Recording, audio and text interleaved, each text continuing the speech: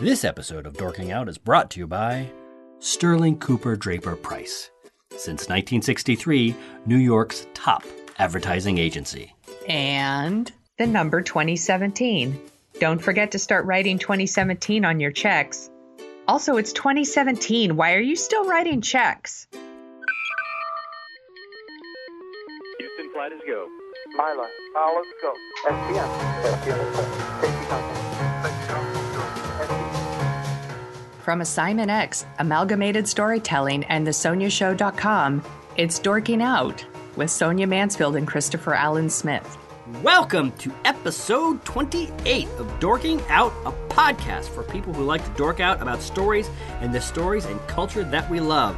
That means movies and TV, books and podcasts, and everywhere else you find stories that interest you, or mainly interest us because it's our show and we're on the show. This is This is 2017 has got to be better than 2016 edition, right? Right, Sonia? It's got to be better, so. Right? I hope so. Fingers crossed, knocks on wood. Sweet Christmas, we hope so. With me today is my co-host, professional writer and author of The Sonia Show, Sonia Mansfield. Hey there. Hello. With me today is my co-host, Emmy Award-winning filmmaker and nerd author, Christopher Allen Smith. In this week's episode, we close the book on 2016 and chat about the few movies and TV shows that we saw right before the ball dropped, and also a few updates on the podcast. Then we look ahead to 2017 and share the TV shows and movies and books and podcasts that we are most looking forward to in the new year.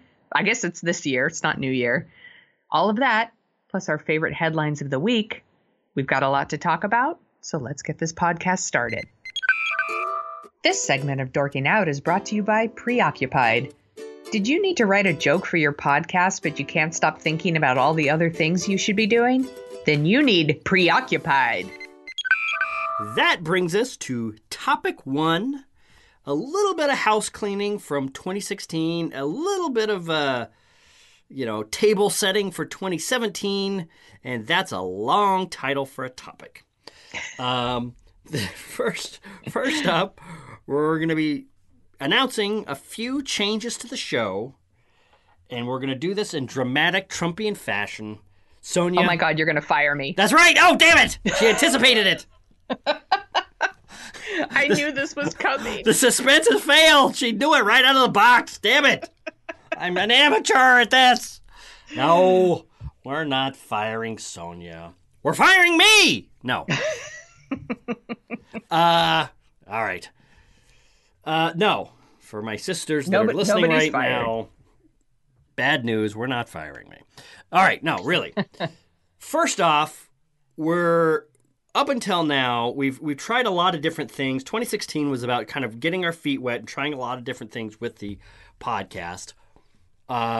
We wanted to have 3 topics. One of our models for this was the Slate Cultural Gab Fest or the Slate Political Gab Fest, and they typically have 3 topics and then kind of an end section. But unlike them, we are not as disciplined in writing, even though we're both writers. So brevity is a challenge for us sometimes, mainly me. Yeah, us. That's right. Well, I'm included in it, so it is us. No. Right. So we're cutting down from 3 topics to 2 topics. But what that's going to do is let us kind of really talk out the things that we do bring up on the show, while at the same time still having enough time to talk about favorite headlines, which we've kind of cut out semi-regularly in the last couple of weeks. To make more space for yammering. Yes. So that's what we're going to do. We're cutting down from 3 topics to 2 topics, but at the same time, I think we're also going to be maybe having more special bulletins. So, we're going to have, there's still going to be plenty of us to listen to. 2. Oh, yes. Because of the shorter show, we are going to have our favorite headlines, and I think we're going to actually have more favorite headlines. So you're still going to get kind of the big geek story news, that comes out. So this show will help you not only be erudite and sophisticated in your opinions on pop culture, it's also going to keep you topical.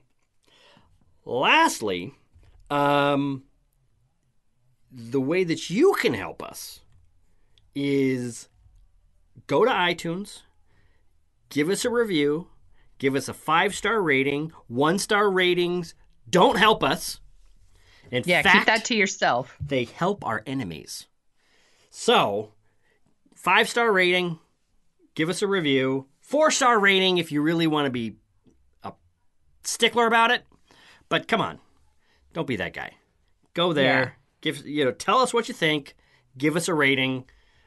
We would really appreciate it. That actually, we can't stress this enough. It might seem bizarre for people who don't use iTunes anymore, but when you get rated and when you get reviewed on iTunes, that actually helps iTunes realize, oh, people are listening to this show. Perhaps we should promote it and rank it up on, the new popular downloaded shows.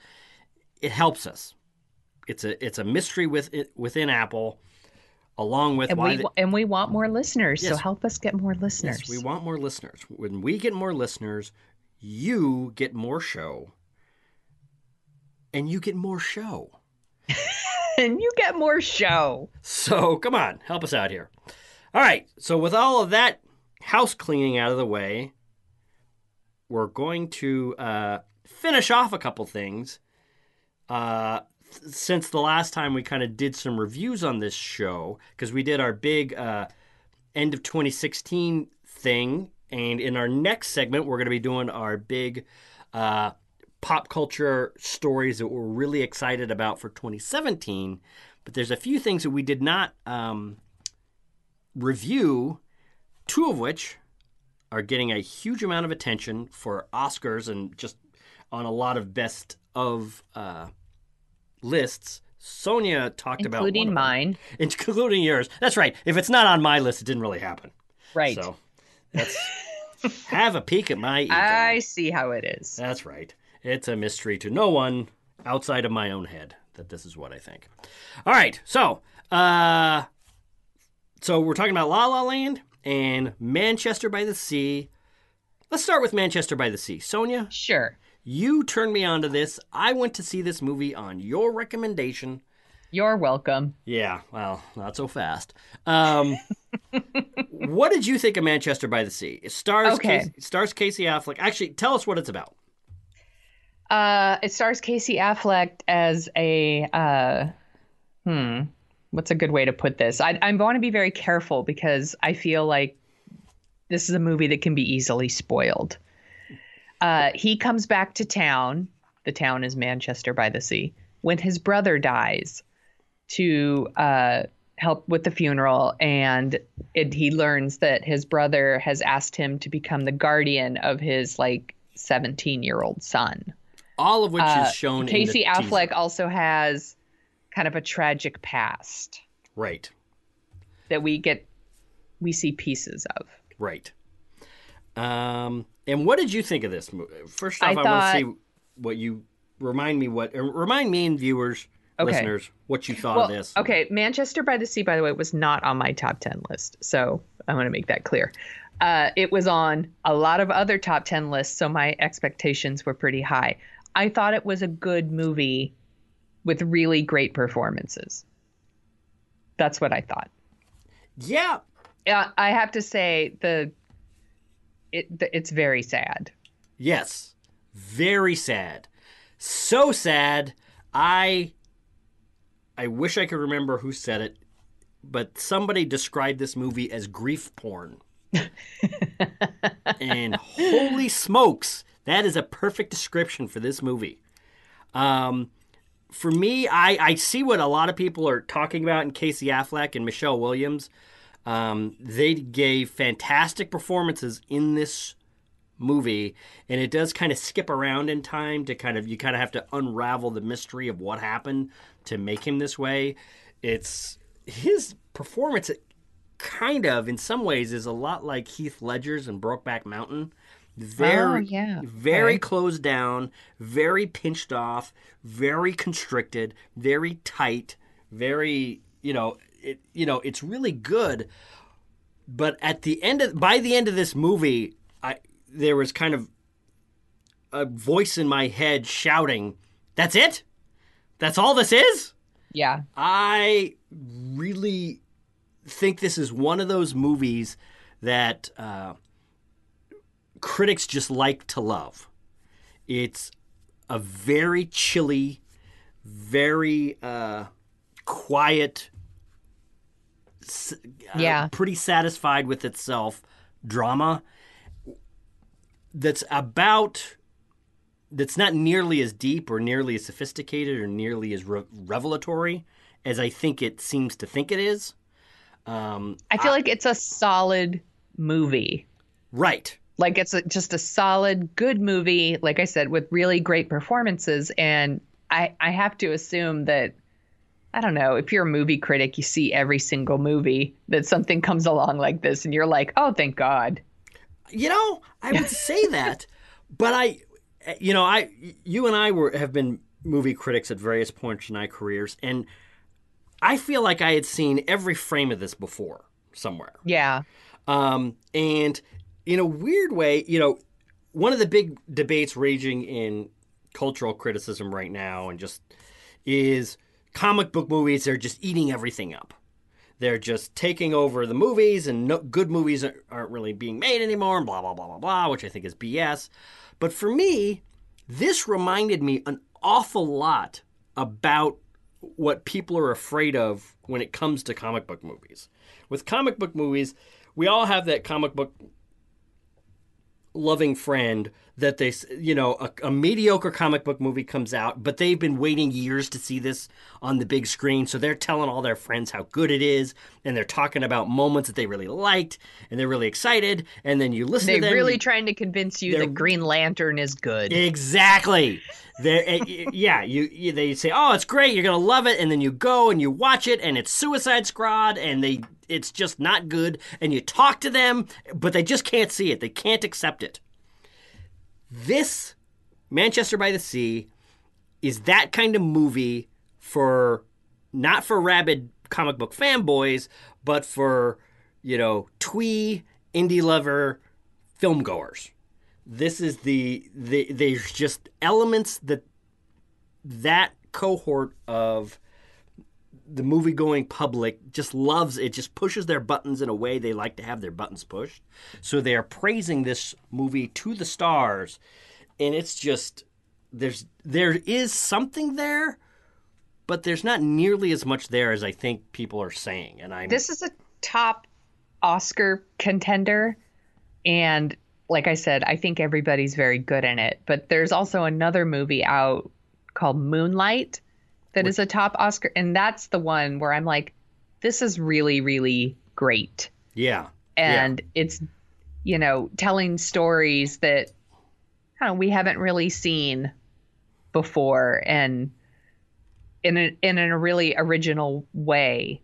And it's just a better movie. And so I'm very curious I feel like these two movies are competing against each other a little bit because they're both kind of these very serious dramas. Yeah. And I just think Moonlight's the better movie. But like I said, I did like Manchester by the Sea, but I don't really care to see it again. Exactly. That is the other thing. And there are movies that you watch them once and you go, okay, and then you watch them again and you get more out of it, or you watch it once and you feel like there's more to be mined from this movie. I want to go see it again. This movie there's nothing there. There's nothing more there. You can get everything on one viewing, and there's no second or third sophisticated level to this thing. It's just, all right, the guy's really sad. And then you find out he's got a reason to be sad. Yeah. And the end. Exactly. And then that's it. The end. We're done. And it's, it does a thing where it skips around in time. Craig Mazin on the Script Notes podcast has a thing that he hates that is kind of a modern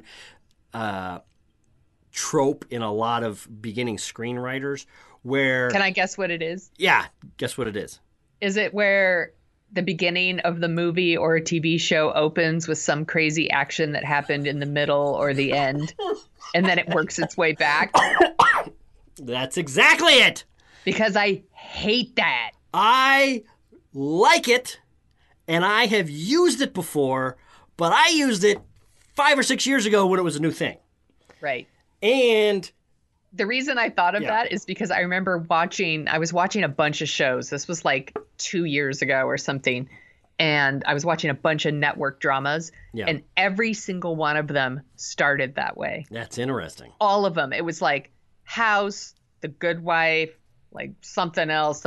All like network dramas, though. Yeah. They all started that way. I was like, oh, for Christ's sake. Exactly. Now, in the defense of that technique, it's a great way to build suspense. Sure. It's kind of like what James Cameron did at the beginning of Titanic, which is, even though you know it's a movie about Titanic, you know, at that point it was like 70 years, 80 years since the ship had sunk. A lot of people didn't really know what happened, but they tell you, at the beginning, this ship we're talking about is going to sink. Everybody on this ship is going to be fighting for their lives somewhere in the next 2.5 hours. So even when there's kind of boring scenes or character setup or whatever, there's a baseline of tension. Yeah. Why am I talking about this in terms of Manchester by the Sea? Because Manchester by the Sea is told out of order. It skips around in time, and if you were to put it together chronologically, there would be no movie. There would be no drama. There would be no development. There would be nothing. It would be this happens, sadness, this happens, the movie's over. It's just, ugh. So, yeah. It's interesting. This is kind of what I complained about with the movie Sully earlier last year. That's true. That is true. Where it was being told kind of out of order and to build suspense for a story that we already know how it ends. Exactly. Yeah. And I think, and that's the thing that's interesting is with Sully, if they had told it in order, there would have been some kind of, okay, the plane's going to crash and let's see what happens kind of thing. There would have been some suspense. With this movie, there'd be literally no suspense. It would start off awful. Yeah. And then it would just kind of fade away. And it's just, all of the drama, all of the quote unquote story comes from the skipping around in time storytelling device, which can be fantastic, but here it's hiding the fact that this movie doesn't have a story, and you watch, it's going to win Best Screenplay and make me a fool, along with a lot of other things that are making me a fool. Actually, you know what, Sonia? Don't even comment on that coming out of my mouth. Okay. So, all right. Let's talk about a better movie. Let's talk about another catnip critic movie, La La Land, that more than lives up to the hype. Holy smokes. This was my number one favorite thing in 2016. And the reason I wanted to put it in the house cleaning is because this probably would have been my number one. It's so good. Really, on the surface, it's a modern musical by the guy that did Whiplash, starring Ryan Gosling and Emma Stone. Emma Stone. But it's actually a really nice, adult, sophisticated story of a romance. Yeah. And this kind of puts the lie to something that you and I have been talking about on the show, which is all the good adult dramas. They're all on television now anyway. Movies shouldn't even bother. Forget about it. It's all on TV now. Well, no. Because if that were the case, we would never have gotten La La Land, which is a really sweet but not saccharine, really romantic but not maudlin story of a jazz pianist and an actress in Los Angeles, and it looks beautiful. And as anyone who's been to Los Angeles could tell you, that's a feat. Los Angeles is one of the ugliest cities on the face of the earth. The cinematography in this movie is amazing. Is amazing. They filmed everything like at twilight or something to make it all look super beautiful, but also like lots of really long takes. Yeah. Of the dancing whole body shots so that you could see that they're really dancing like they would do for Fred Astaire back in the day. It's such a good movie. And I love the songs in it and the clothes. And as someone who watches a lot of musicals here, in my house with my husband, there's just so much of it. It's like it winks to like those old MGM musicals. And it's just such a well done movie. There's so much more going on in that movie than just, singing and dancing. Yeah, it's a really good movie. It's just so good. It's a very sweet and delightful movie. So go out and see it. Listen to Sonia because she told you this 2 weeks ago, or like a week and a half ago. Yeah. Listen to what she said. I'm taking no credit with this recommendation. It's all Sonia.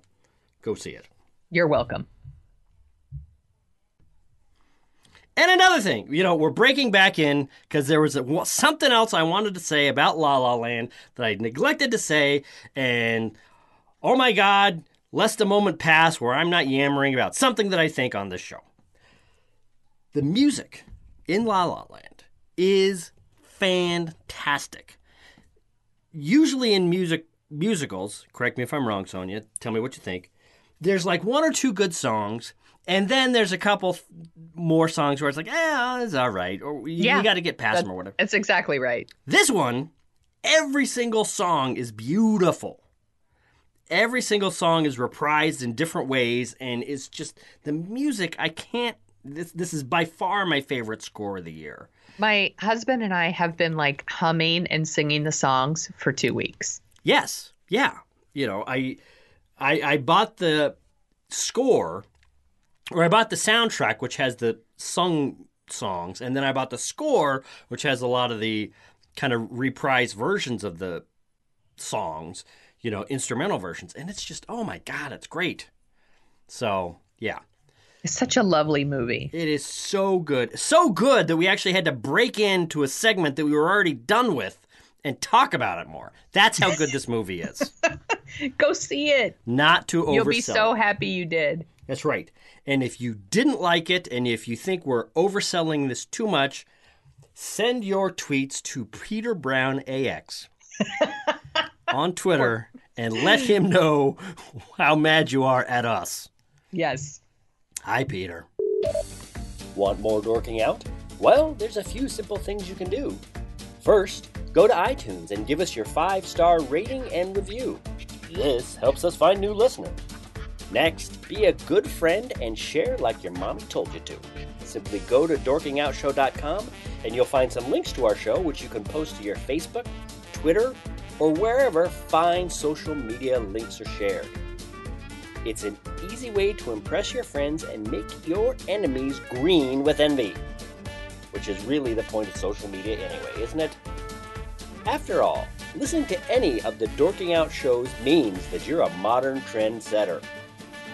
We know, because if audience research has shown anything, it's that the Dorking Out show audience is smarter, more attractive, and less susceptible to baseless flattery than any other audience in the podcasting world. That means that you're the best. It's right here, in the data, which is totally real and not made up in any way. So share our show. You can talk about it with your friends, and we can get new listeners, which means you get more shows. It's the circle of life modified to include podcasting.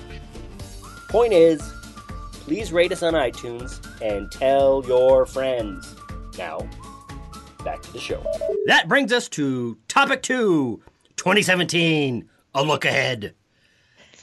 Very dramatic. It's very dramatic. Right now, this is a little bit of a mirror segment to the one we did last week where we were talking about the best stories of 2016.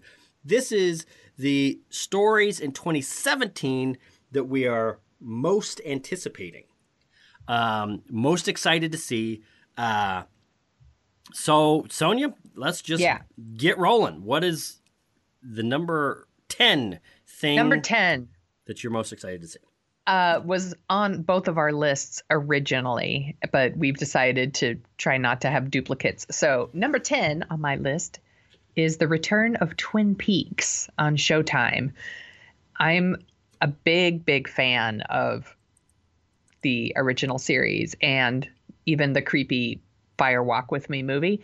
So I'm really looking forward to this. I don't think there's an air date yet for it, but I know it's going to it's going to be on Showtime, and they're bringing back a lot of the original cast. And I think Sherilyn Fenn tweeted out that it was coming sooner than you think. So I'm very excited. Snap. I actually don't have Showtime, so I'm going to have to get it just to watch Twin Peaks. Yeah, I'm going to get it. So anticipate us talking about Twin Peaks this year. And it's the thing that I'm so excited about is Twin Peaks, in a lot of ways, was kind of the first HBO show. It was absolutely. So different from... It was the thing that I think started the evolution towards what we now call prestige television. It was long. It was serialized. It was very strange. It had things that had never been seen on TV before. And it had one overall story arc that connected the whole season. Exactly. And a lot of the producers of prestige television have cited Twin Peaks as the show that kind of showed them, wow, you can do some really crazy stuff on television. So it's so funny because if you watch it now, you can't even believe that this was on ABC. It's so weird. Yes, it was.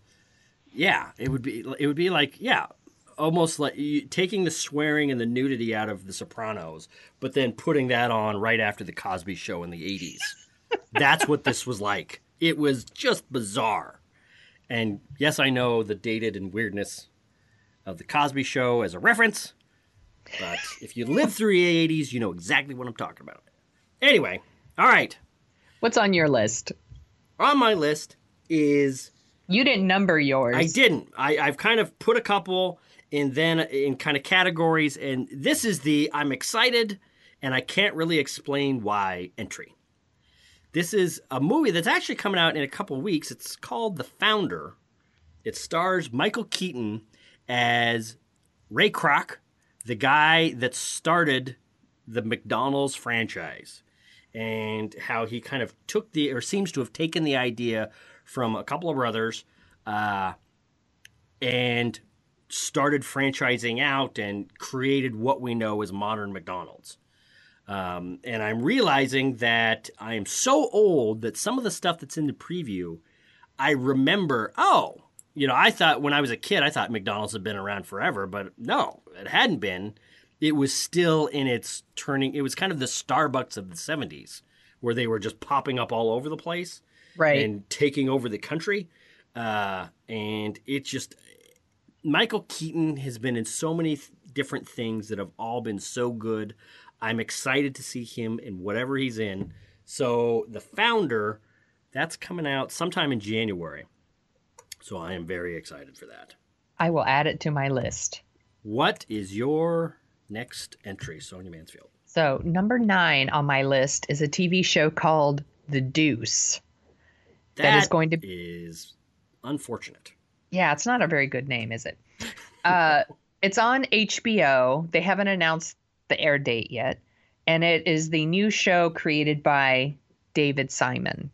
Now, David Simon and HBO have created some really, truly amazing television together, including The Wire and Treme.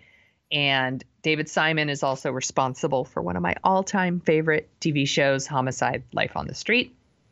The Deuce stars James Franco and Maggie Gyllenhaal and Lawrence Goddard Jr., and it's set in the sex industry in the 70s. And it might be Boogie Nights, the TV series. I don't know, but I'm definitely going to watch the first episode and find out. I will watch the first episode also. Sorry, I couldn't find anything like... Wow. What couldn't Siri find? Why was I don't know why my phone just went off. That's I don't know, but it's because it was listening to you. Actually, I just saw Snowden the other day. It's listening to you right now. It's anticipating The Deuce coming on HBO and what it reveals about your character that you were so interested in this show. So be careful, Sonia. Yeah. Because they are listening.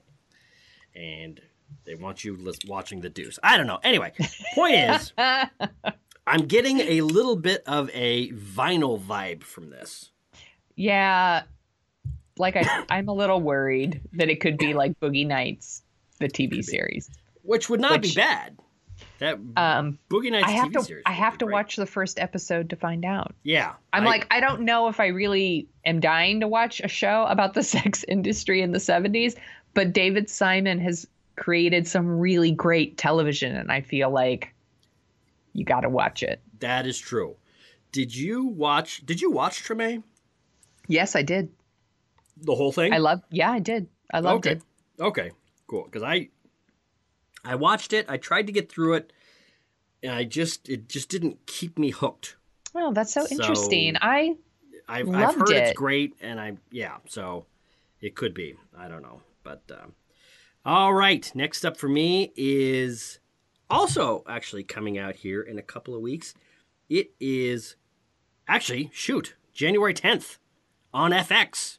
Oh. It is Stephen Knight, who created Peaky Blinders on Showtime, is doing this, I think it's a 10-episode show, with Tom Hardy.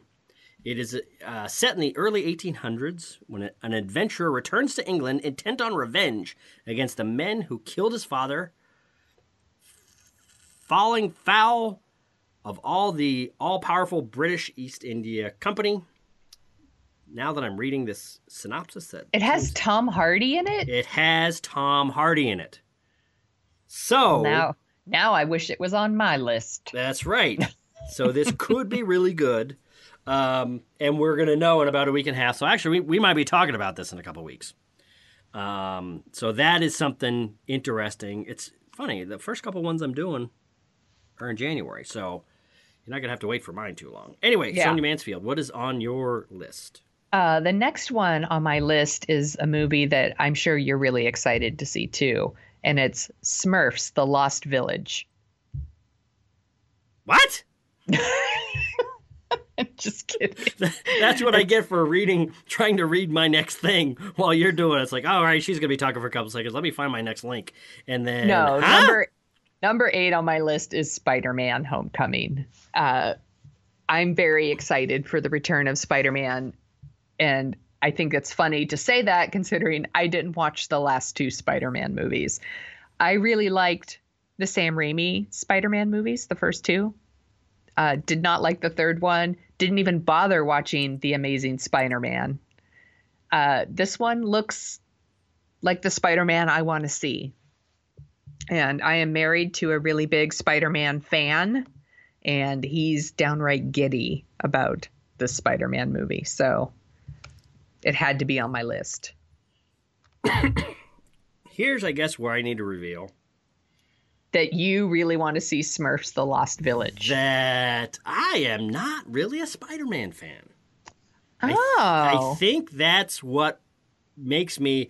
Because it's funny, like when it comes to my comic book reading preferences, it's all DC. It's all Batman and Superman. That's it. And I don't think I've ever actually read any Marvel comic. But I love the Marvel Cinematic Universe so much when it comes to what's on screen. If you take the Dark Knight trilogy out, Marvel has eaten DC's lunch since Superman. It's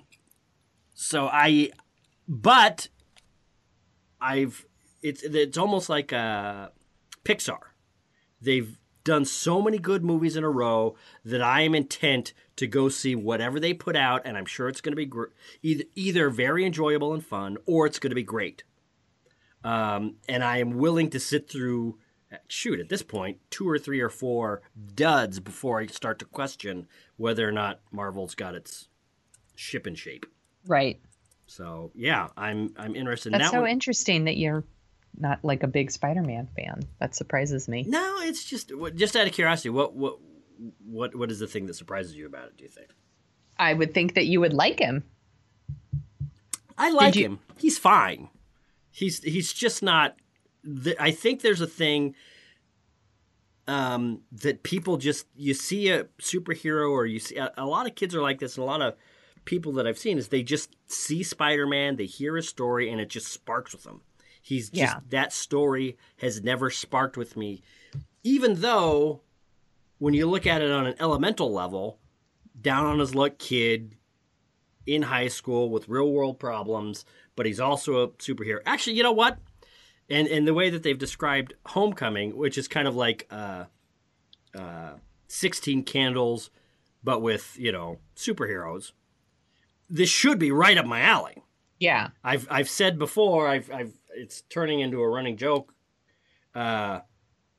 Godfather with spaceships is my ideal form of entertainment. So theoretically, this should be right up my alley, and I'm sure I'll probably love it, but it's just, I don't know.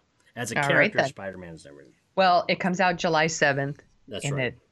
It's something I'm really excited to see. Cool. What's next on your list?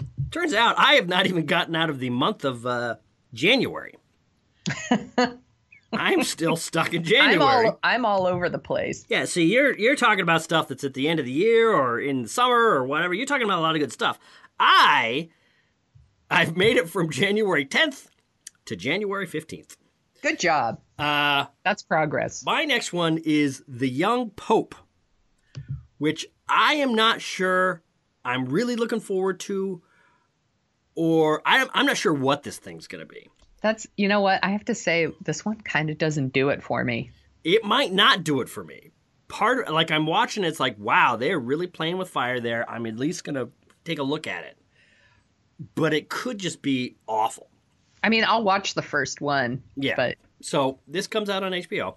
It's a renegade yet hyper-traditionalist new pope, the youngest in the modern era, and an American with a shady past to boot, causes major upheaval amid the political infighting in the Vatican and among the Catholic faithful worldwide. It stars Jude Law, Diane Keaton, James Cromwell, and some other people. It has, I believe, already been, it's a partnership between HBO and I believe a French network, if I remember correctly. And I think it's already been greenlit for season 2. This looks nuts. This looks like it could either be a really big prestige drama like we're used to seeing on HBO. They do, a lot of the best dramas on television. Or it could be how does the way I want to put this? Kind of the television version of flag burning, which is, you can do it. Yeah, you're going to get a lot of attention, but I don't think anybody's really going to want to listen to you. You're going to kind of embarrass your friends and really anger your enemies. So why are you choosing to poke at this particular bear? It's kind of a very ostentatious subject to try to do a dramatic. Yeah, it's got these really good people in it, so exactly. That's the thing. So it could be really good, but I don't know. It just seems like, hey, I know what we could do to get a lot of attention and rile everyone up. Let's do a show on the Pope, but he's like a young, cool Pope, and he has sex and he smokes. Let's do that. It's just But it might not be. This is the one that sounds like vinyl to me. Exactly. No, I'm with you. This could be the ultimate parody expression of the modern anti-hero television character, where it's like he's the Pope and he's evil and he's he's corrupt and he's doing all this stuff with the thing, which for you non-Catholics might sound a little redundant, but actually for a lot of you Catholics it sounds pretty redundant. Anyway, point is, I just watched Spotlight, so I'm anyway, I'll leave that where it is. You can make your own assumptions. Anyway, point is, Young Pope comes out in about 2 weeks. We'll probably talk about it. I'm really anticipating it, but I'm not sure what we're going to be looking at here. So, Young Pope. You might be on your own for that one. I don't know. Yeah, maybe. So, no, I hear you. What's your next one? Number 7 on my list is Saw Legacy. Just kidding. What? Here I go to find my new. I do my reading. I'm just gonna keep messing with you. You're doing a fantastic job. This is number 7 is my like kind of my true crime category. So I'm really excited about the return of Making a Murderer season 2 on Netflix. They are doing more documentary episodes of what's happening with Stephen Avery's case and his nephew. Brendan, oh my gosh, I forgot Brendan's last name. Dassey. Thank you. Brendan Dassey. Yeah, so I'm excited to see that. I will plow through those so fast. And then I'm very excited for the return of the Serial podcast season 3, which they haven't even announced what it's about yet, but I totally know I'll listen. Yeah, I am very excited about that. Yeah. I heard that she was spotted in Cleveland, like attending some trials of something there. But she said it was premature to say if that was for season 3. Right. Yeah. No, that's let me look here. I like true crime. So yeah. No, I like well done true crime, and as we talked, when it's something on the level, I think that's well, I don't watch that what's the channel that shows all the true crime, the like ID or whatever. I don't watch any of that stuff. No, that's fine if that's what people want to watch. It's not what I watch. No, it's not fine. It's awful. I like, those people. I like true crime, like documentaries and stuff like that. Exactly. When it's really well done. Yeah. Like these, it's fantastic. So, all right. My next one, I'm looking for a premiere date, but I'm not finding it. It could be out there. If it is, we'll try to put it in the show notes. Is the return of, I think, the first show that you and I watched together. Do you remember what this is? No. What is the first show that you and I... Let me hear it. No, I don't know. Oh, shoot. I thought you were going to have it there. Mystery Science Theater 3000. That couldn't be the first show we watched together. I think it was. We didn't start watching that until like we were at Chico State. I beg to differ. We watched it. Now this is gonna be a little time travel into the past to the apartment of one of Chris's old girlfriends. I think we watched it at Tyra and Trish's house a billion years ago. Do you remember that?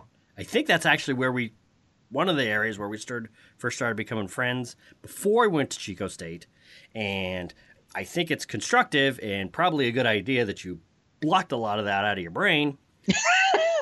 I know it would have been better if I had done that.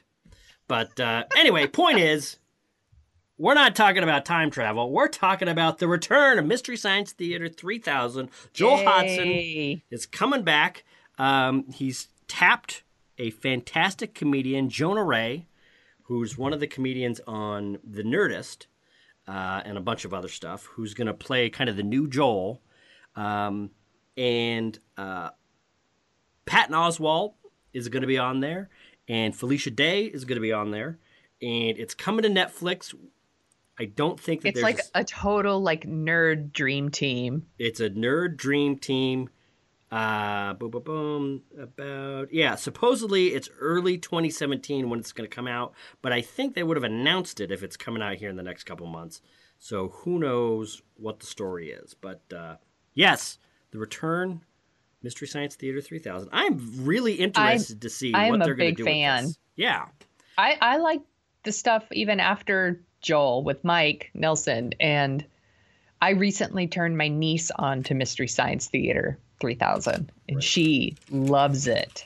Yes. And I was like, of course she does. I'm like, these are your people, Lorelai. Enjoy. That's right. You know what? We need to get Lorelai and Harrison together, because I turned Harrison onto it a couple years ago, and he tore through, I think, everything that was on Netflix. He loved that like crazy. I think Lorelai's the same. So anyway, Mystery Science Theater. Yeah. Super excited.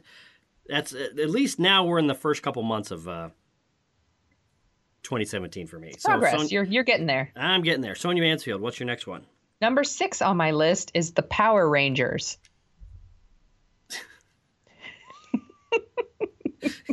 As long as they keep being funny, keep doing this. Okay. This is good. You're hitting all of the what? Are you just trying to get me to say the F word on here? Like shocked, like look up, like what the? Is that what's going on here? No. Number 6 on my list is American Crime Story Season 2. Now, American Crime Story, of course, they did The People versus OJ, one of my favorite things to watch in 2016. I hear that Season 2, they're going to be following some stories that take place before and after Hurricane Katrina. I think that sounds really interesting, and I'm excited to watch it. Yeah, I'm excited to watch it too. And I'm sure he'll get all the same people, he kind of has like a cast of reoccurring players in his, I'm speaking of, oh my gosh. Ryan, what's his name? Ryan Murphy? Ryan Murphy. Thank you. God, where's my brain? Middle name, Ryan what's Murphy. his name? He uses, Jessica Lange all the time and Sarah Paulson and, kind of people over and over. So I suspect we'll see a lot of familiar faces in this, and it sounds really interesting to me. I'm in. I like cool. Did you watch I think Spike Lee did a documentary about Hurricane Katrina. Did you watch it? I haven't. I used to love me some Spike Lee years ago, but I think he's been pretty hit and miss in the 2000s. Mm-hmm. So I haven't seen it. It was a while ago. Yeah, I haven't seen it, so I probably should. Well, there's a lot of really good stories to be told. So I'm curious to know what stories they're going to do. I'm wondering if they're going to do the one on that shootout on the bridge, like with the cops, where the cops covered a bunch of stuff up. I would love to see that story. They did that a little bit in Treme. Oh, okay. All right. Well, I guess there's some really good stories. Cool. To be told. So I'm into it. All right. What's next on your list? Next on my list, I've said it before. I'm going to keep saying it until I'm proven right, and I am very confident I'm going to be proven right with this. Bill Hader is the Tom Hanks of our generation. I love Bill Hader. Bill Hader is fantastic, one of the funniest guys around. On Saturday Night, used to be on Saturday Night Live. He's been in a couple dramas. He's fantastic in dramas. This guy is going to win Oscars. This guy is the real deal. I hope after this show that I'm going to talk about has a successful run, he gets into doing some serious dramatic acting because he deserves some Oscars. He's fantastic. The show is called Barry. It's coming out in late 2017, and it is about a low-rent Midwestern hitman and ex-Marine who comes to L.A. for a job and falls in with a group of eager theater scene hopefuls. Which sounds weird. Which sounds weird, but he's writing it, and he's performing in it, and this sounds like it could be a huge amount of fun. He's working on it with Alec Berg, who worked on Seinfeld, Curb Your Enthusiasm, and also Silicon Valley. So that guy knows exactly what he's doing. Henry Winkler and Stephen Root are also in the cast. So with all of those people and the fact that he's writing it with Alec Berg, oh, sweet, sweet, sweet. I am super, super excited for this. So that's Barry on HBO, late 2017. I will definitely watch. I am a Bill Hader fan. All right. What is your next one? Number 5 on my list is Saw Legacy. Didn't you already say that one? Did I? I think you might have. Damn, am I running out of bad movies already? I gotcha. So no, number 5 on my list is actually the rest of them. They're all Saw Legacy. That's right. That's how excited I am about the movie. So actually, I don't even know. Is Saw Legacy actually a movie coming out this year? Yes. Oh, all right. It's not really on my list. No, number 5 is Wonder Woman, which, of course, it's on my list. I'm really excited to see a female superhero. And I think the previews look really great. And I've been reading some things where people are saying, like, it's It's DC's Captain America, the First Avenger. And I love the first Captain America movie. I think it's really great. So if it's anything like that, then sure. Yeah, I'll like it. So it comes out June 2nd. And I'm very excited. And I think you told me before your wife is as well. Yes, she's very excited. All the ladies are going to go see Wonder Woman. That's right. I'm going to go too. And some guys. That's right. Men who are secure in their masculinity. And believe me, I can't believe they got a woman to play Wonder Woman. That's right. I liked it better when it was Wonder Man. It's Wonder Woman. That's right. It's Wonder Woman with a Y. WOMYN. Look it up on the internet. You are going to see a fascinating corner, a fascinating blind alley of feminism. But anyway, not only does it look really good, but now it's got Chris Pine in it. Yep. Who I was always very indifferent to be honest. But now I saw Hell or High Water and thought he was so great in it that I'm excited that he's in the Wonder Woman movie. Yeah, I'm excited that man is in the Wonder Woman movie as well. That's what I'm most excited. I'm just kidding. I can't do it. I am excited for this in theory, but given DC's and Warner Brothers handling of their DC cinematic universe, I am pretty nervous. I've heard some early chatter that some of the that this movie might not be all that great. Oh. And given the weird things that we've seen going on with The Flash losing director after director after director, and now the new rumors bubbling out about the Batman, Ben Affleck's maybe directing debut in the DC universe. We'll see. I don't know. I hope it's good. I really hope it's good. I hope they right the ship. I hope that they don't have another kind of a clunker DC comic book movie. I hope not. Yeah, we'll see. Cross our fingers. I don't want them screwing up Wonder Woman. I agree. I'm sure it looks like I think they've got the character done pretty well. I'm just worried about if it's going to be a movie worth watching. I mean, that's kind of the strange thing is they did the character of Batman really well in Batman versus Superman, but a lot of people didn't like that. They did a lot of the characters in Suicide Squad well, but the movie just did not hang together as a engaging movie. No, it did not. So understatement. Yeah, so we will see. My next one. Is there anything else that you'd like to say before I venture on? No. I don't need to talk about Saw Legacy anymore. Sure you do. You do. All right. My next movie, it's actually a television show coming to Netflix probably this summer, is called Mindhunter. It is a new serial killer story from David Fincher. Oh. Who directed Seven and Zodiac and helped to develop House of Cards on Netflix. This is based off, where is it? John Douglas's, he's a FBI profiler, one of the FBI agents that developed criminal profiling.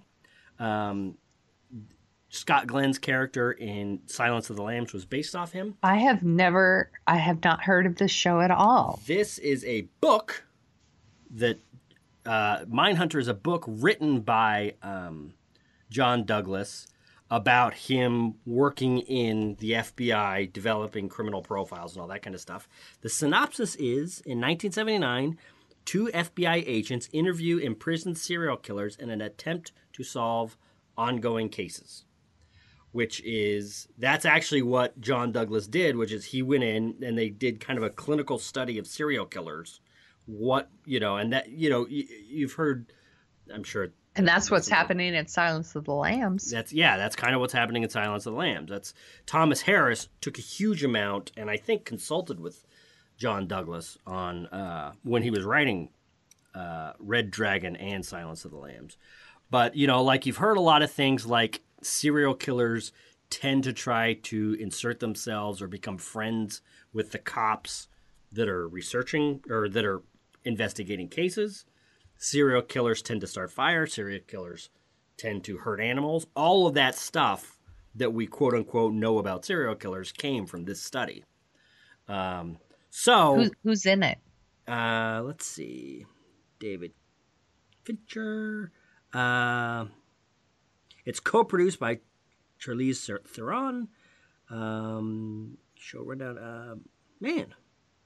Boom, boom, boom. It doesn't say, huh? No, it does. Yeah, sorry. Jonathan Groff. Okay. Holt McCulley and Anna Torv are the leads. Okay. Boom. So that's it. So that is what I'm looking forward to. Having just watched, I think I told Sonia about this off mic earlier, having just celebrated the finishing of 2016 by watching Zodiac in the final you know how hours to party. Yes, one, I know how to party. Two, I know how to honor that stupid year. I am very excited to see David Fincher dip back into these waters. But that's where I'm at. Sonia Mansfield, what's your next one? Number 4 on my list is Fargo Season 3. Another one on FX that I don't think they've announced the premiere date yet. But I'm a big fan. I feel bad that I keep picking all these TV shows like second seasons and third seasons. But Oh, don't feel bad. That's what, they're going to probably be good. It makes sense. Season 1 and 2 of Fargo are practically perfect little seasons. They are really, it's such a great show. And the movie Fargo is actually one of my favorite movies. And I was very when they said they were going to make a series. And I've just been so impressed. And I just love them. And you really care about those characters. So I'm really excited to see what they're going to do. I keep using the word excited in season 3. Yeah, I'm 100% with you. I have not actually watched season 2. Season 1 was one of my favorite television watching experiences ever.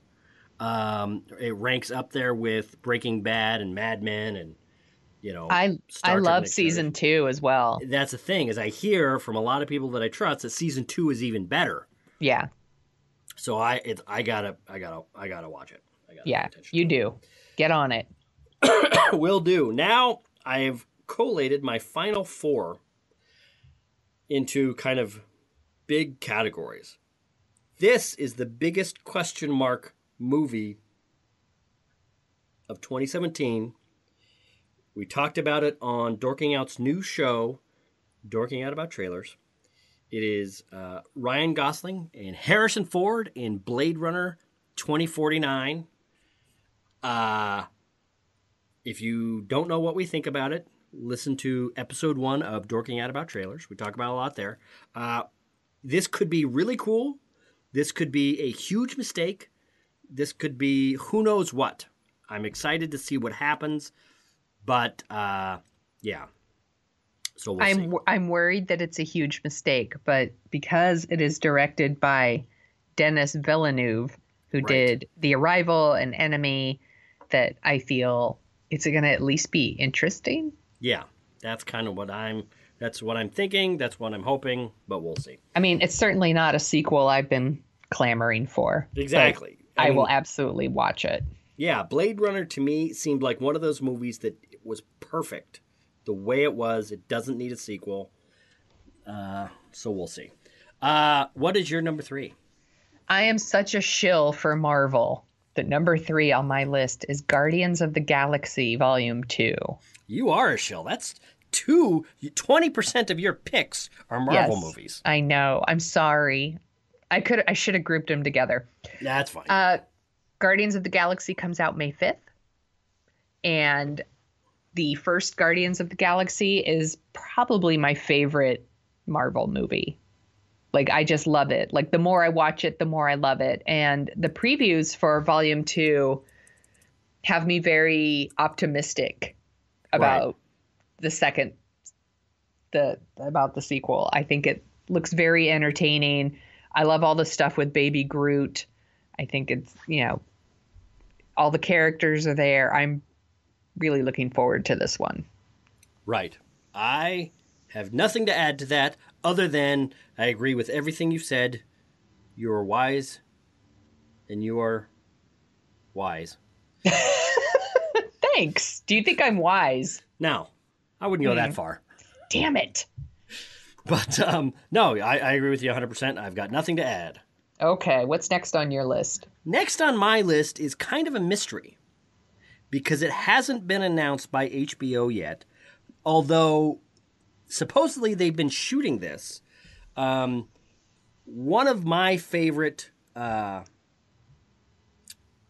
things ever done on television was Tom Hanks and Steven Spielberg collaborating with a bunch of hugely talented people, a lot of which actually went on to work on Game of Thrones, was Band of Brothers.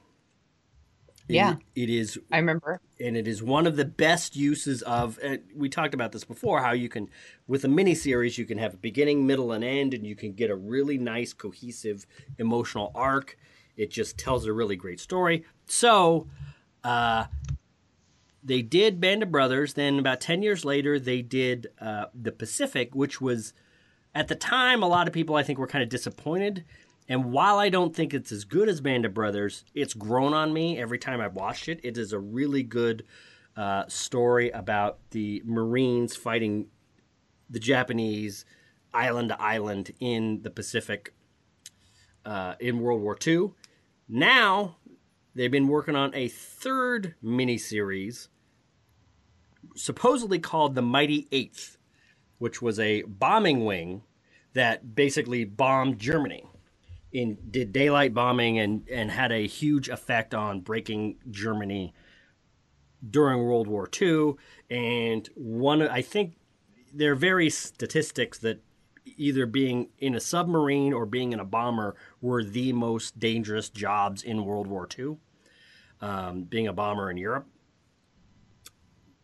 Supposedly they've been shooting this they've been developing it since 2013. I believe they were shooting it in 2014 and 2015. So there were rumors it was going to come out in 2016. I would think it would come out in 2017. They have actually been shooting it, but who knows when it's going to come out. HBO hasn't said. They haven't announced anything. They've been kind of going back and forth, and they've actually canceled a Lewis and Clark miniseries that they were shooting. I think with Casey Affleck. Now I think about it, and I believe they had actually shot like 3 or 4 episodes before they just canceled the whole thing. I've read reports that The Mighty Eighth is nearing $500 million. Good God! For 10 episodes, and I think Band of Brothers was $100 million, and I think The Pacific was $200 million. I could be wrong. Wow. I could be wrong about all this. I'm sure there is a huge amount of special effects work they would have to do if basically every episode was about guys in a bomber and they have to CGI everything that's out, everything looking out the windows of everything.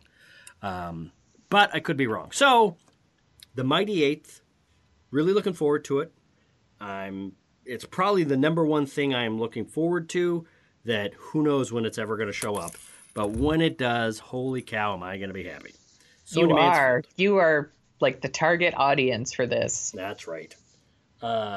What is your next choice, Sonia Mansfield? Number 2 on my list is the 7th season of Game of Thrones on HBO, which I hear is coming out this summer. I believe you told me that. I believe I did tell you that.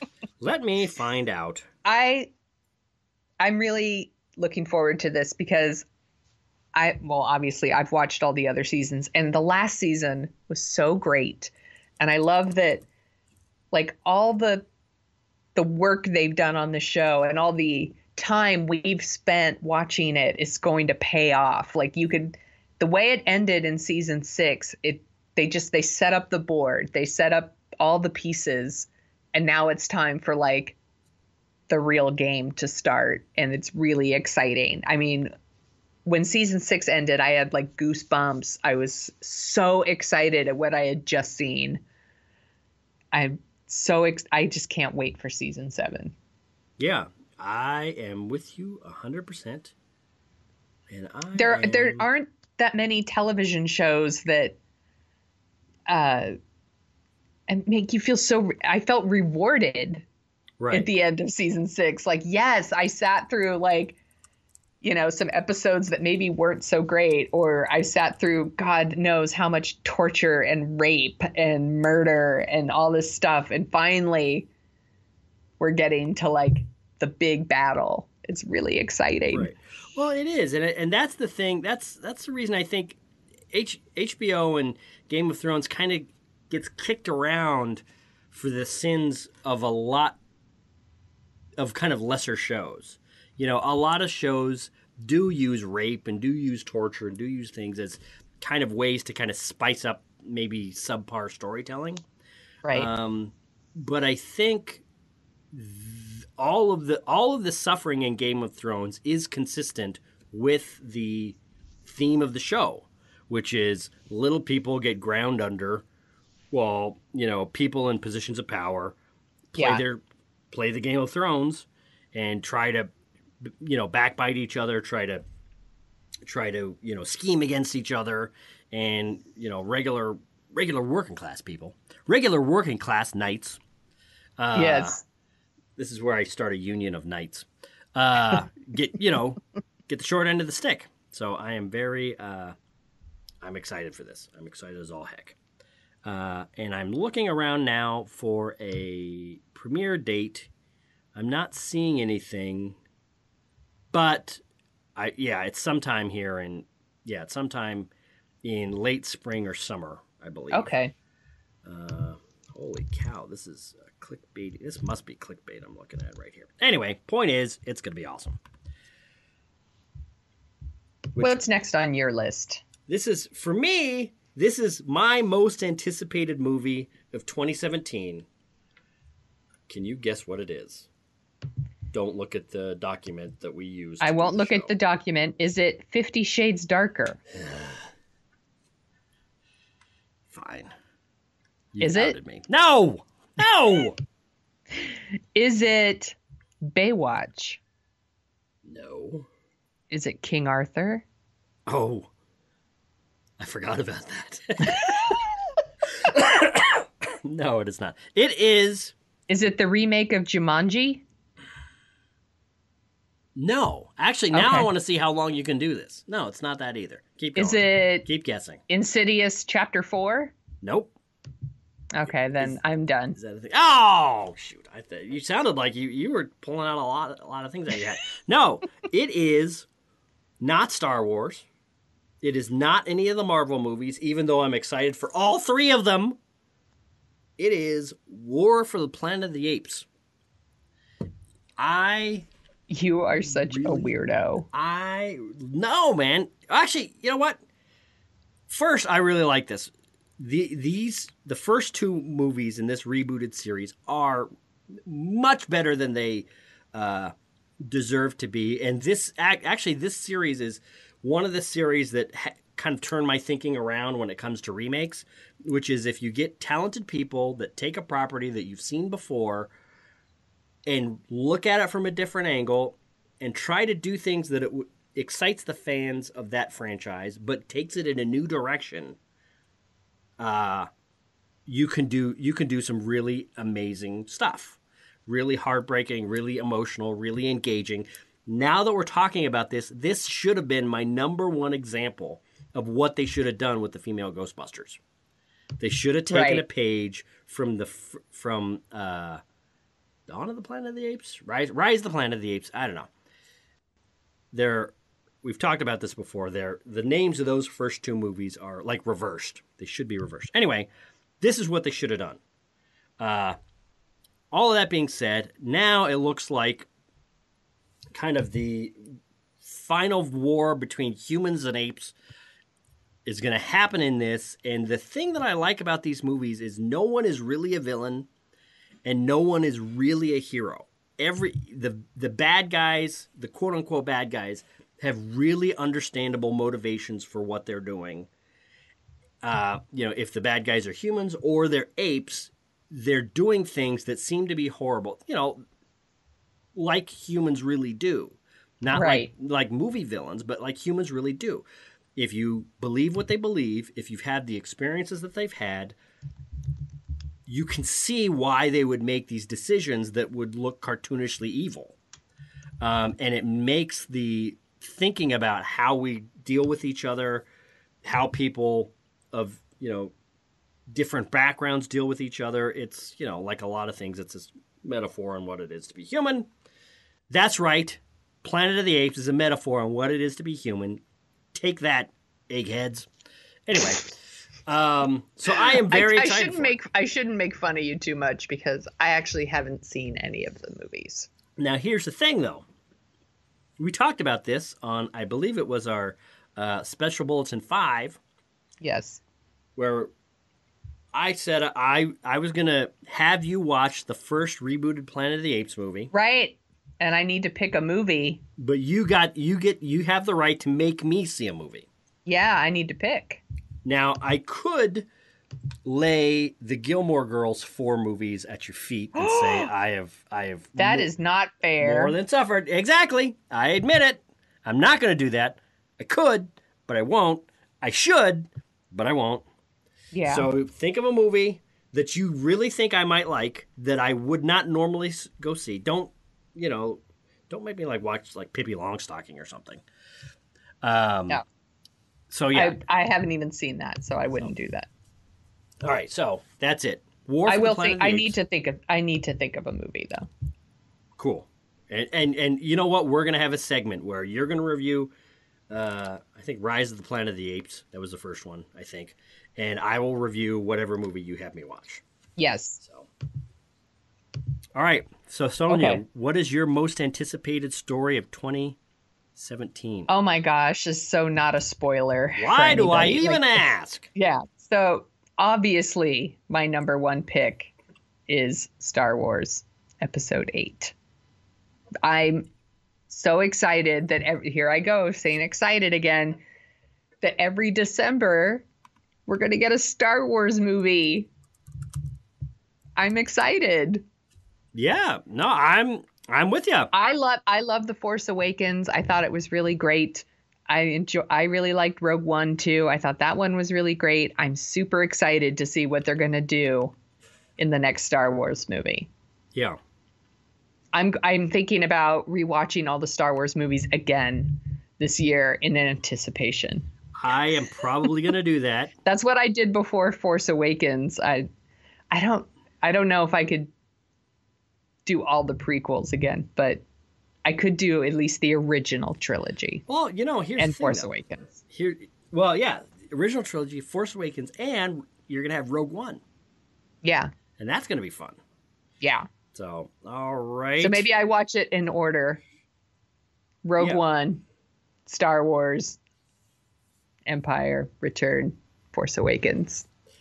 That would be fun. That could be cool. And the latest rumor on Star Wars, Episode 8, which it's funny because we have gotten into the habit of calling them by episode numbers. Yeah. Something that George Lucas kind of made us do with the prequels. Yeah. And now, with Force Awakens, Disney is not highlighting the episode numbers. Anyway, supposedly, according to some trademarks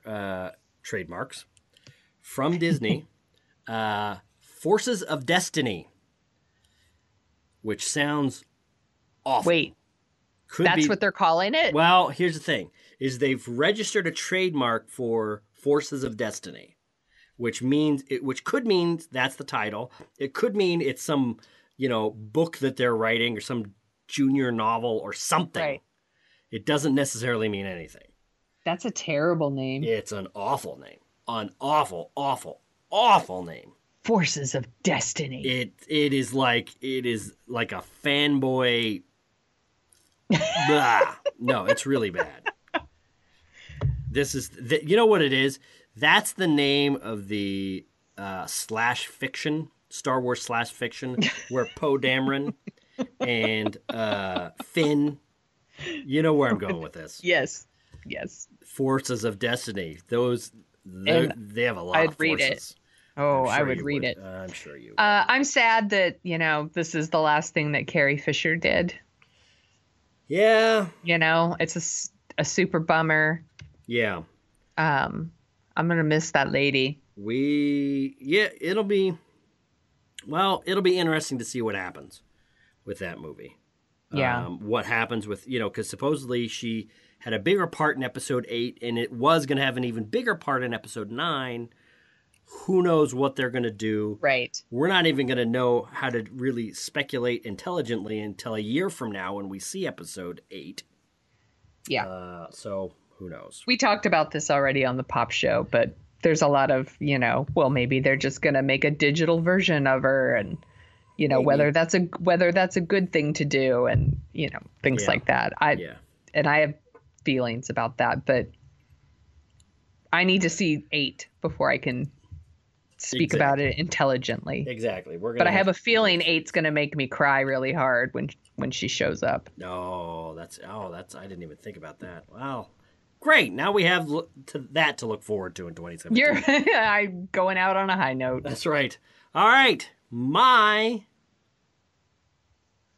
last entry is also not really a big surprise, is it? No. Especially since I've been talking about it off and on and promising a spin-off podcast for months now. And trust me, we're going to get to it eventually.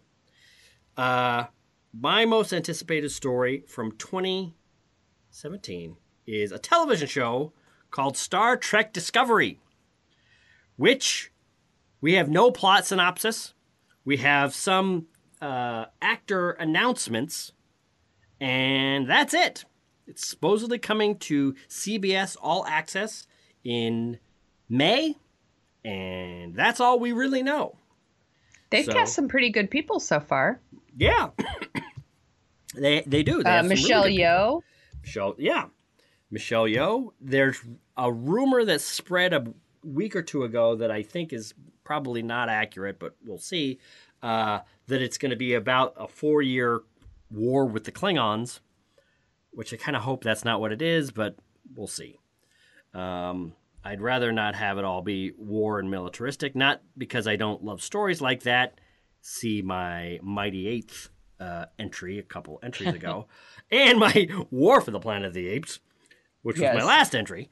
But that's not Star Trek's strength, I don't think. I think Star Trek's strength is examining the entire range of human emotions and human experiences. And we have a lot of culture and a lot of shows that have to do with war. And I think it would be better if Star Trek spent its time not on just one long-running war. Because that's what they said, is there's essentially one story that's going to carry all 13 episodes, I believe. Yeah. Of season 1. So we will see. That is my It's entry. very, very exciting in this house, too. That's right. So, are there anything else you would like to say about 2017 before we close the book on what we're anticipating and dive back into what we're seeing and watching and reading and etc.? It's got to be better than 2016, right? I hope so. Oh! For those of you readers at home that are thinking, these guys went through all this, they mentioned podcasts, they mentioned movies, they mentioned television, but they haven't mentioned one stinking book. We have. My most anticipated book is Sonia Mansfield's The Sonia Show. I don't know if that's really what the book's going to be called. Maybe not. Maybe it is. Maybe it's not. Do you want to tell the kids at home a little bit about what your book is about, Sonia Mansfield? I am working on my book. As longtime readers of my blog, The Sonia Show, know, I have been diagnosed with cancer twice, and I documented my kind of adventures in cancer land, if you will. And so I'm compiling all those posts and writing kind of to string them together so it flows a little, so it's not just a bunch of blog posts. And I should have a rough draft this year. Excellent. Now, are you going to do the thing where you dribble out chapter by chapter on your website, or are you going to bundle it all together, get a publisher, and go publish it? Or it's the idea that I would put them all together and try to publish it. Oh, look at that. So you're going to have to give her technically, money. if you wanted to read it chapter by chapter, you could go to my blog right now and pretty much read it. But it won't be, it's not all together, and there's going to be additional material, obviously. There's more stories to be told that I haven't put on the blog yet. Cool. All right. Excellent. Should I share what my most anticipated book is? This isn't log rolling at all.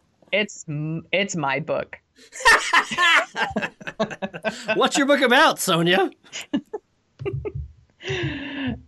It's about a boy who goes to outer space. All right, here we go. Oh, no, I kid. My most anticipated book is Smith's book. You know, Jet Jurgens and the Infinity Key. I would believe that. But I have a FedEx tracking number that tells me that you got chapter 1 through 14 days ago. And you were telling me before we went on mic that you have yet to read one word. I am going to read it, though, I promise. And I think reading's for suckers. So you should take it as a compliment. Readers of the Sonia Show blog, please don't listen to what she just said. She loves you. It's other readers she thinks are suckers. Readers that are not you. But thank you. Yeah, no, I am very excited to get that book out finally. Listeners, please go to jetjurgens.com right now. Sign up for the mailing list so I can tell you when the first chapter is coming out. I believe in a couple of weeks we're going to be starting to put chapters out. That's exciting. Chapters 1 and 2 we're looking for beta readers. So if you want to read and get your very own pre-release chapters of Jet Jurgens and the Infinity Key, and we're going to see if you're going to finally see if all this talking I've been doing on the podcast really amounts to anything, or if it's just me yammering and I'm completely delusional about my own talents to tell a story. And it could be both. That's true. I didn't even think of that. So it could get worse and worse. Anyway, with all of that out of the road, on to our favorite headlines.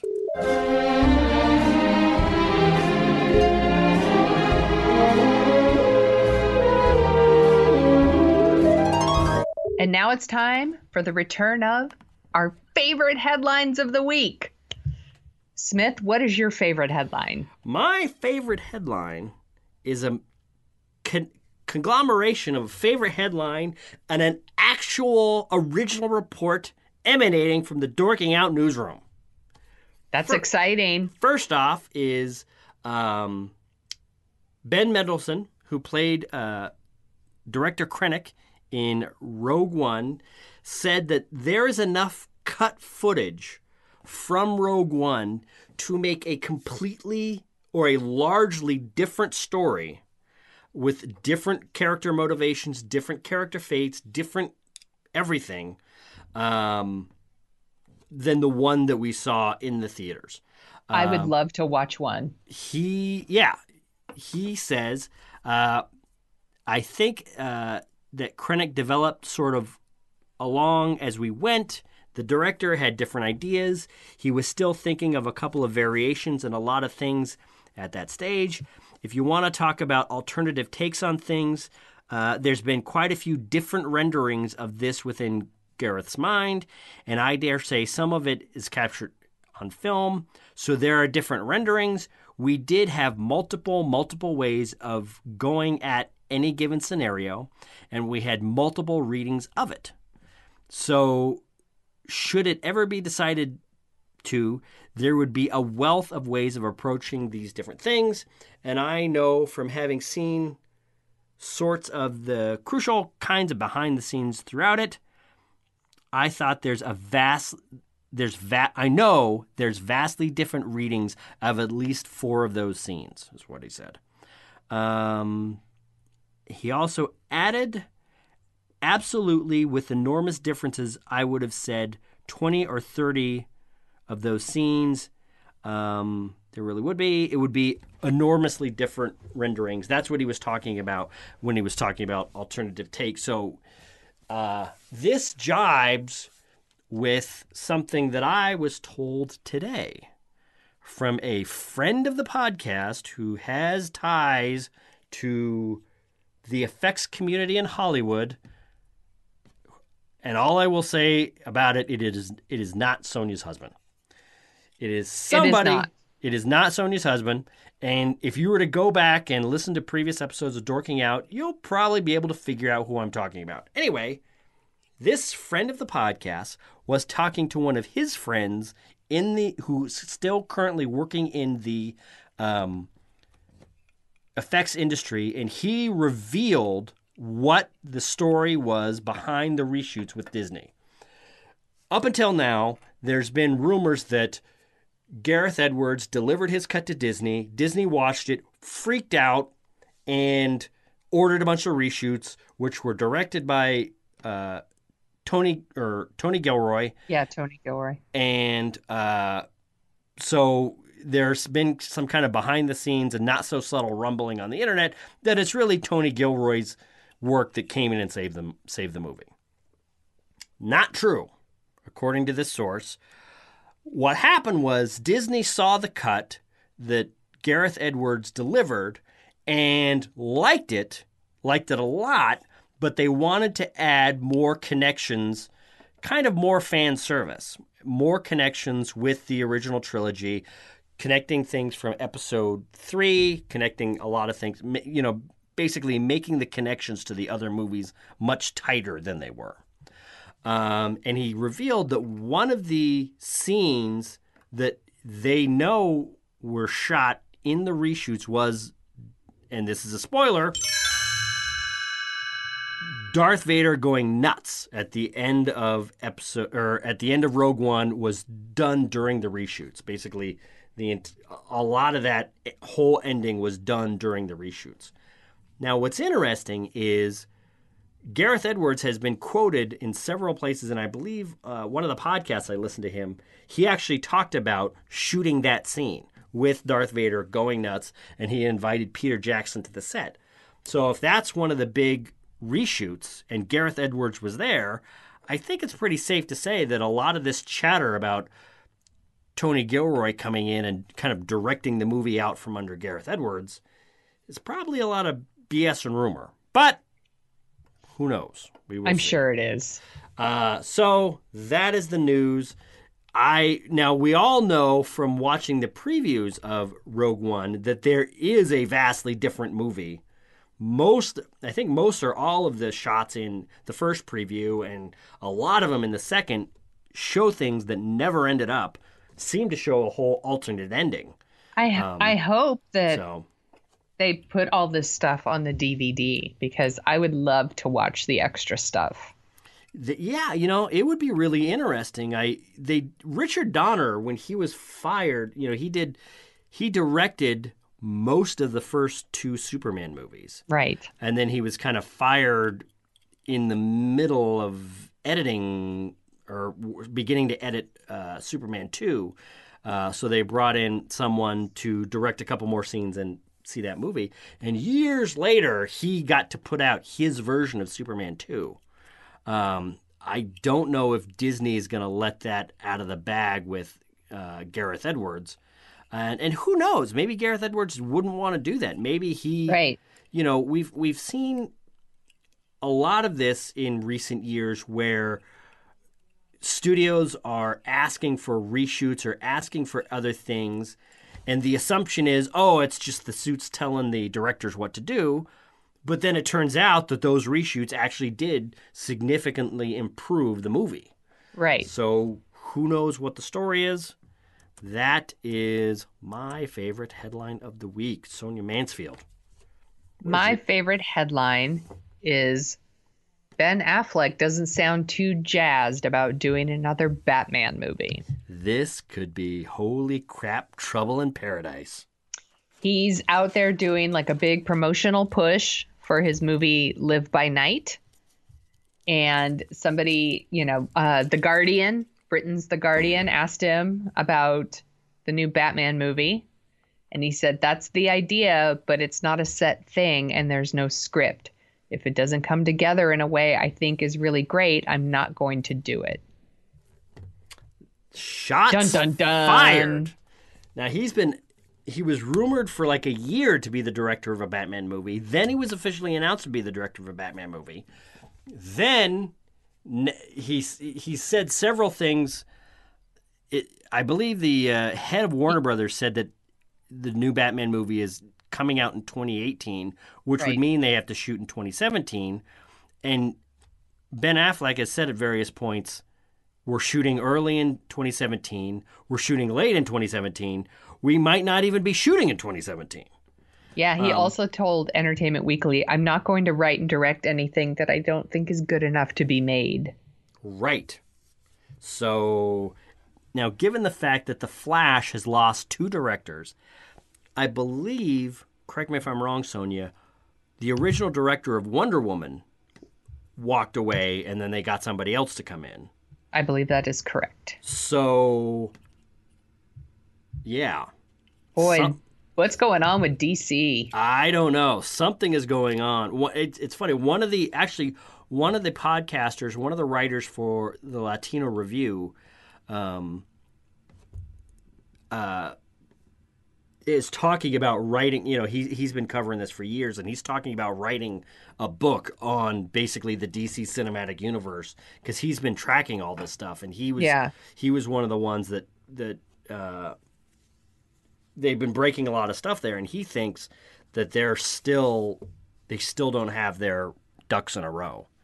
Well, I say good for Ben Affleck. If the movie's not good, and he's not obligated to make it, exactly. He's probably walking away from a fat paycheck too. I'm sure he is. And what else is interesting about this is he is deeply embedded with this DC cinematic universe. I mean, supposedly Warner Brothers is intent on making Batman the kind of Tony Stark, Iron Man of the DC universe, where he's basically either pops up in cameos in these other movies or he's got significant parts in these other movies. And if he's not loving and he's not doing a Batman movie, whew, boy, I don't know what's going to happen there. I'm curious if his feelings about this Batman movie have anything to do with Justice League. Like, is he not pleased with Justice League? I hadn't even thought of that, but that's a great question. Because they're some ways into the shooting of that. Yeah. Right? Or have they finished? Because they might have even finished, right? Well, that's the thing is, I believe Justice League comes out in November, doesn't it? It wasn't even on our lists. That's right. Actually, I think keep an eye out for another episode of Dorking Out About Trailers because I think a new Justice League trailer is supposed to be coming soon. Well, there you go. Anyway, keep going. It could be that maybe he's not liking what he's seen so far. That's right. November 17th, 2017 is the release date of Justice League. So, there's that. And that's my favorite headline of the week. Cool. All right, Sonia Mansfield, is there anything else you would like to say for our first show in 2017? I'll just say goodbye. Bye!